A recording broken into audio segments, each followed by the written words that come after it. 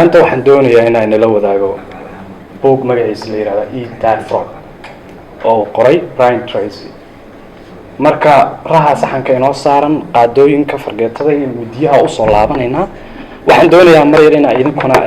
fiirisaan title-ka hoose oo ah sidee loo istaajiyaa dib u dhigashada shaqo badanna loo qataaro isticmaalaya waqti kooban. message-ka ugu weyn oo buuggooda waa intaas. marka qorshaha buuggu intaan 7 qodob buu ka koobnaanayaa. buugga iyo qoraagan ka hadlayaa, kadib wax yar baan ka dhex baxayaa buugga oo waxaan ka hadli doonaa qofka hawlaha dib dhigta iyo maskaxdiisu si u shaqeyso.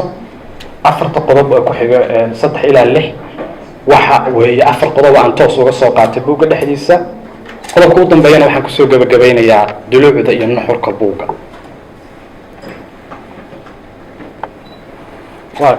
Brian Tracy waa ninkan Canadian American weeye oo dadka dhiirigeliya, self development author weeye. buug badan oo wuxuu qoray ku saabsan oo ay 3 buug oo xagga ku soo qoray ay ka mid yihiin 70 buug iyo ka badan buu qoray. buuggan wuxuu qoray 2001 42 luqadood baa lagu tarjumay. 1.5 million copy sale buu sameeyay. ninkan waxa uu aad uga hadlaa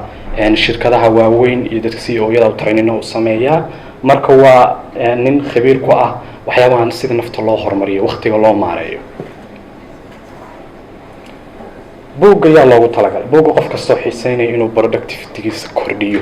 doonaya inuu wax soo saarkiisa kobciyo, qof kasta oo la tacaalayo dagaal kula jira ciladan dib u dhigashada, cudurka dib u dhigashada, iyo qofka u baahan dhiirigelin. marka buugga waxaan u doortay maadaama ay tahay sanad dugsiyada cusub, arday loo badan yahay, waxaan u baahanahay inaanu la tagno iskuulka annagoo energy iyo dhiirigelin inaga muuqato, sanadka iyo hawlaha noo imaanaya aanu si sahlan aanu ula hawlgalno. okay, maxay ka dhigan tahay, maxay la micno tahay Dad Frog?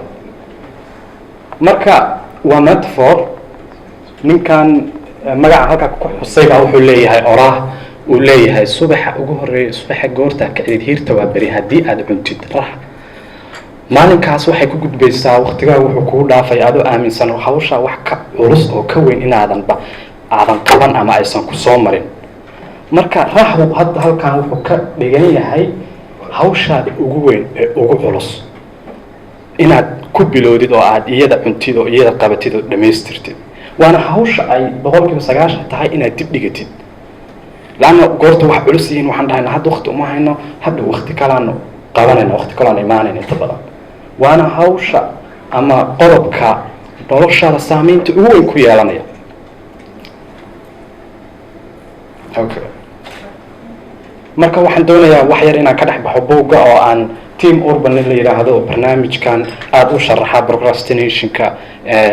hawsha dib u dhigashada. marka labada garaaf waxaan u soo qaatay hawl baa lagu diray assignment ama thesis baa haysata. maalinka ugu horeysa ama isbuuc ugu horeysa maskaxdaada waxa ku jira inaad saa u qabanayso. bisha koowaad 2 chapter introduction literature review sana u qabanaya inaad saas aad ku dhameyn doonto. laakiin this is the reality. saan u baashaalayna oo aad hawlahaaga u wadatid isbuuc u dambaysa warqad yar ha ahaato ama hawl weyn ha ahaato, report oo aad meelsha ka shaqayso u gudbinaysaa ahaato, maalinta ugu dambaysa ama 3 beri u dambaysa waxa u shaqaynaysaa sidii lo'odii. okay, marka isagu wuxuu sii gelayaa maskaxda qofka hawlaha dib dhigta. wuxuu marka introduce gareeyaa ama uu noo soo bandhigay 2 character ama 2 dareen oo shucuur oo insaanka qalbigiisa ku jira. mid waa daanyarka yarka, midna waa midkaan qaliirka diiqa aan u bixino. marka kan daanyarka waxyaabaha uu ka fakerayo oo markasta ku bushgaraynayo ku riixayo waxa weeye easy and fun. wuxuu ku leeyahay sheekh waxyaabahan waan qabanaynaa, hadda heesa iyo hawlaha yaryar iska sii dhagayso, waqtigaaga qaado. kana waa rational choice maker. wuxuu og yahay waaqaca iyo xaqiiqda. waa maskaxdaada sida dhabta u fakaraysa oo kale waxaan waa inaad qabatid, qof weyn baa tahay, ciyaal maahay, waxaan inaad kala nidaamisid oo waqti u kala googoysid oo aad sa u qabatid wey. marka waqtiga waa jiraan dee qof caqli badan oo labadaba isku wata oo wixiisa wata, laakiin 90% dadku waqtiga badan waxay ku dhumayaan easy and fun. ma garata marka halkaan oo kale waa kana steerinka kana ahaya normal oo wuxuu ku leeyahay for example hadda way waqtiga ugu wanaagsanaa oo aanu shaqada bilaabi lahayn goortaasaa computerkaaga usoo qaadatid oo fariisatid istaado akhri kan yar baa kaa hoos hadlaya kaa dhex hadlaya no okaadi waxa weeye waqti baa haysanaa isbuuc baa haysataa bil baa haysataa maxaa iska waalisaa marka waxaan doonaya inaa tusaalooyin yar aan ka gudbiyo goortaan arkay midkaan midigta xiga kanaa hadlaya kan yar baa hadlaya waktigaas aad baan ugu qoslay laanna waa waxaan anigu sameeyo labada habeennimo kale labada inaan seexdu ahaa qorshahay 10 daqiiqo markay ka dhiman tahay baan fiirinaya waxaan dhahay okay YouTube baa waxaan ka daawanayaa video 10 daqiiqa goorta waktigaas ay tahay baa waxaan samaynayaa inaan seexdo hadda waxaa ka waqtigii la dhaafay markaasaa waqti kale sii qabsanaya alarmiga saas kale aan samaynaa marka kanaa kaa qaadanaya waqtigii gabadh baa saas kaleeduna maalin ka sheekeynaysay goortii iyada asay lagu leeyahay inay rabto inay qorto goorta qalinkii soo qaadatay boogii oo ay saa istiri u bilow kan yara daanyarkaa wuxuu sheegay waxay aragtay cidiyaheedii dhaadheer waxay tiri ukaadi cidiyahan dhaadheer ani wax ma ka qori karo waa inaan iyaga jaro cidiyihii bay jartay kadib qorsho kale ay dhigtay okay berrigu inaan koonfur aado hawlo kale ay gashay mararka qaybtooda waa common ardayda dhan waa waxay sameeyaan adoo isla YouTube wax yar ka fiir waxa is arkaysa hadhow 3 saac kadib adoo Tom and Jerry daawanaya maxaa meeshaas ku yimid marka waajibaadkaas oo kale waxa imanaya kaaragta saddexaad kan guduudka marka isagoo wuxuu u baxshay panic monster waa deadline-kii goortii loo sii dhow yahay waqtigii deadline-ka ahaa buu ka oranayaa ka kac meesha waa ceebaysan tahay maadadaa ku dhacaysaa kuwii kalena qaylo iyo buuq bay isku darayaan kanaa kusoo laabanaya steerinkii qabanaya rational choice-ka ahaa saasa hawsha ku bilaabaysaa laakiin what if there is no deadline hawlaha keliya maaha waxaan macalinku kaa sugayo shirkadu kaa sugayso ee deadline kale aweye riyooyinkaagii familiga inaad xiriirisid riyadaadii ciyaalnimada ee ahayd inaad buuq qortid film samaysid caafimaadkaagii waxyaabaha deadline ma laha iyagana waxaas way kasii shisheeyaan iyagana wax ugu fogow meel fog baa geynaysaa aad usii fogeynaysaa marka meesha sartu ka quruntay runtii waa halkan waxaana ku khasban tahay inaad deadline u samaysid iyagana gudub marka waxaan u gudbaynaa 4 qodob aan kasoo qaatay buugga qodobka u horeeya saddex taybo inaad jadwal degsatid weeye jadwal inaad degsatidna waxaa ka horeysa clarity soo laabo clarity inaad waxa aad faraha la gelaysid ama lugaha la gelaysid aad og tahay waa in muhiim weeye inaad goortaa jadwal degsanaysid mawduucaaga riyooyinkaaga waxa qoranaysa ay ku cad yihiin adoo gudoomiye guddiya ama ku jiro dileema iyo labalabayn kugu jirto waxba ma habeen kartid next marka stepskan raac leeyahay waxaad rabtid go'aanso qor deadline u samayso waqtigaasaan ku fulinaya hawsha haddii la doono sub deadline usii samayso organize the list mararka qaybtood waxaa laga yaabaa inaad qoratid list dheer oo ah riyooyinkaaga ama hawlaha rabtid inaad sanadka qoratid organize garee waxa u kala saraysiisaa sidai u kala muhiimsan yihiin hadhow take action dhaqsada ficil samee laantaa waa dhammaantan waxbaa wada qornaa sanad new year resolution baan qornaa miiskaa lagu ilaaba waa inaad wixii bilowdid ta u dambaysana waa inaad maalin kasta samaysid wax yar tallaababa ha ahaatee kuu dhaqaajisa qorshihii aad samaysatay himiladaada iyo hadafkaaga ahaa waxban yar qabo wax weyn maaha wax yar qabo kuusii gudbiyo kuusii riixa dhankaas okay waxaa kaloo isticmaali kadhaa haddii aad dabeecad wanaagsan oo inaa hawlahaaga fulisid 3D habit formation waa decision discipline iyo determination go-aan inuu qofku leeyahay iyo discipline ay kaa go-an tahay waxaan cad bay muhiim u tahay sondrechnomly marka haddii aad rabtid inaad dabeecad cusub samaysid aad rabtid inaad jin bilowda aad rabtid inaad akhris samaysatid waa inaad wixii aad naftaada ka ballan qaaday aad qoratay aad go-aankii ku socotid okay plan every day in advance tanna waa qodob kaloo muhiima oo buugga uu ku sharaxayo Brian Tracy marka wuxuu leeyahay sidee maroodi loo cunaa one bite at a time yani hawlaha kor baanu ka eegnaa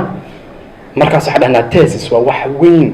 inaad business build waa wax weyn laakiin haddii aad isagii kala jarjartid qaybisid oo aad biis yarba mar qaadatid oo aad xalisid wax weyn maaha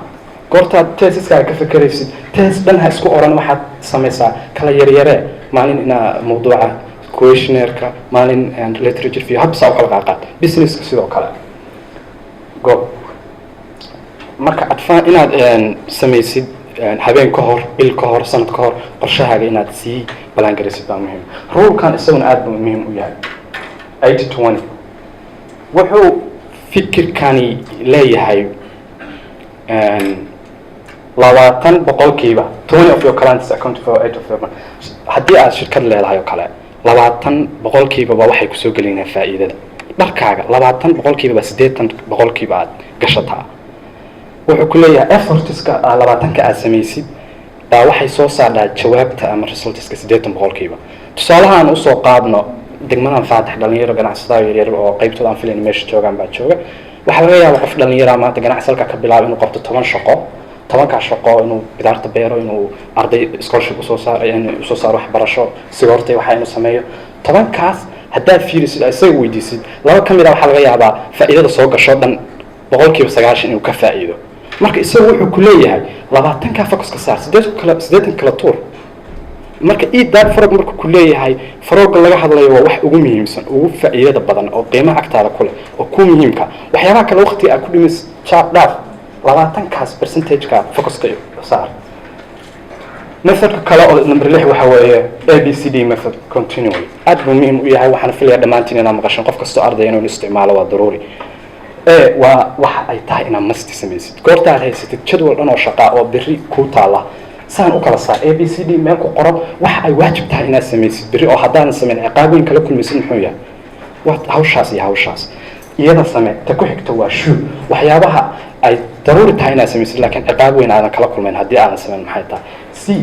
waxa weeye waa wax nice inaad way fiican tahay inaad saaxiibka soo booqato qadal soo samaysid laakiin waxyaaba aad haddii aad iska dhaaftid inaad ciqaabooyin kala kulmayn waa taaskiga aad qof u dirsan karaysid adoo aadan de energy-gaaga iyo waqtigaaga dhuminba waxaa oran kartaa hebel airborka ka soo qaad xalimaad soo degaysay magarat task waa mid isaga aysan baahinaysu taskiga ku jiro oo aan muhiim ahayn saa marka goorta qorshahaaga u dejisid ABCD ka dhigtid waxay noqonaysaa hadhow isugu soo ururaysaa labadaa hore inaad qaadatid waxyaabaha kale yani waqti badan aadan isaga dhumin marka waxaan kusoo gabagabeynayaa buuggu nuxurkiisu waxa weeye sidee raha loo cunaa buu ka hadlay qof kastana raha wuu leeyahay oo hawlo waaweyn baa sugaya waqtigan maanta la joogo ee aadka haddii ilaahay ogol yahay u ah mashquulka oo tiknolojiyadda iyo hawlaha waxaa loo baahan yahay inaad waqtigaaga maareyn karaysid marka waqtigaaga saa u maaraysid oo hawlahaas kuwooda ugu muhiimsan waa inaad soo dhigtid meeshooda koowaad qaybta ugu horreysa aad soo dhigtid marka buuggu waa buug sidii buuggii ka horreeya kale self help ka hadlaya oo ay tahay momentigan biri himiladaada iyo ka hadlaya hadafyadaada fog iyo kuwa dhowba waxaad u baahan tahay marka inaad dooratid waxyaabaha ugu muhiimsan maxaa kuu muhiima haddii aadan waa caadi dhallinyaraa layahay mararka qaybtooda inay caddayn yininka bitag jikardheeg qaado qor waxaad u baahan tahay kuu muhiimka inaad soo saacdid iyaga bilow immediately single handedly waa inaad ku shaqaysid haddaad wax muhiima soo qaadatay 100 kaloo shaqaha ku dhinac bilaabin waxaa muhiimka ah waqtiga badan sii one step at time adduunku waxa weeye inaad hal mar wixii wada dejin karaysid maa sidii maroodigii waxaa isku daydaa inaad waxay hadda tallaabo yar qaadid wax yar hadda qabatid finish it waxaa bilowda qabyaha uga tegin dhalinyarada kala bar ciladaas haysta waxbay bilaabayaan business buu bilaabayaa buug buu bilaabayaa aaraa iyo fikir baa kusoo dhacaysa qabyo uga tegaya barnaamijku bilaab dhamaystir aad baa umahadsantihiin